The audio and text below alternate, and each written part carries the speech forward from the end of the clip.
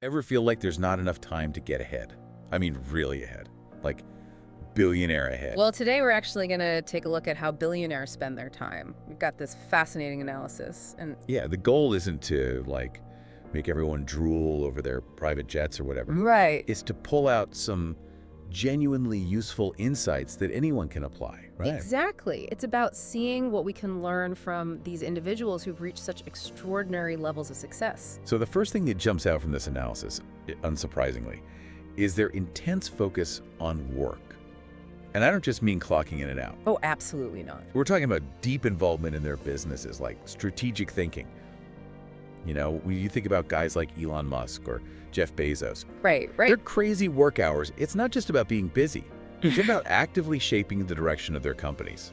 And what's really interesting is that they seem to approach this focus in a very deliberate way. It's not just about working all the time. It's about carving out specific time for high-level thinking, for strategizing, separate from the day-to-day operations. So this kind of makes me wonder, you know, for the average person out there, are we scheduling that kind of time? Or are we just getting swept up in whatever's right in front of us? That's a really good point. It's easy to get caught up in reacting to things instead of proactively shaping your path. Exactly. And then the next big thing that stood out to me was their commitment to continuous learning. Oh yeah, that's huge. This analysis talks about, like, Warren Buffett spending most of his day reading.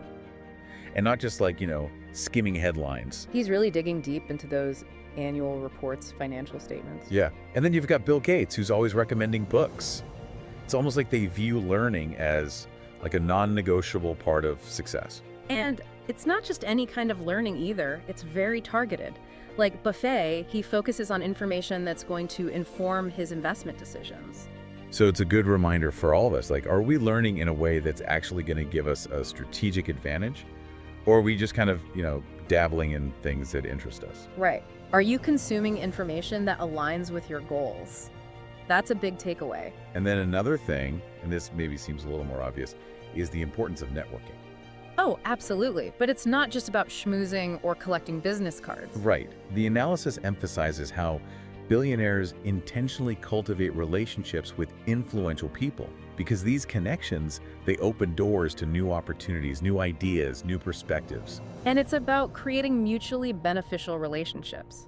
You know, finding common ground, shared goals, things like that. So it kind of makes you think about your own network. Are you nurturing those relationships that could really make a difference? Are you being proactive about connecting with people who can offer valuable insights or support your aspirations? Now, something that surprised me a bit, considering how busy these people are, was the emphasis on health and wellness. You wouldn't necessarily think that would be a top priority. Right. But they actually prioritize exercise and nutrition. Like Richard Branson is a great example. He's all about his morning exercise routine, says it's key to his productivity. And it makes sense, right? Your physical well-being directly impacts your ability to perform at a high level. Absolutely. It's like taking care of the machine that allows you to do all the other things you want to do. And then, you know, we can't forget about personal life and hobbies. Right. Even billionaires need downtime. Yeah. The analysis mentions examples like Mark Zuckerberg prioritizing family time and Bill Gates having hobbies like tennis and bridge. It's a good reminder that maintaining some balance is essential, even for people at that level. Because ultimately, long-term success isn't a sprint, it's a marathon, right? You've got to pace yourself. And finding ways to integrate personal fulfillment can help prevent burnout. Exactly.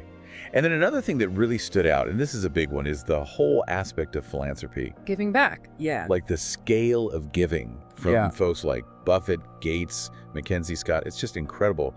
And they're not just writing checks.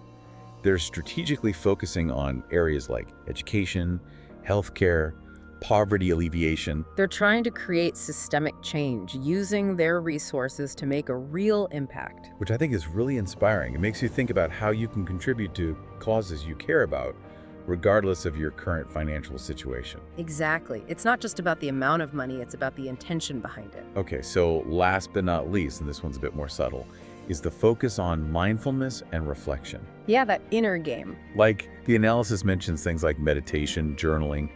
These practices, they help billionaires stay focused, clear their minds, and stay aligned with their long-term vision. Because in the midst of all that complexity, it's easy to lose sight of the bigger picture. Right.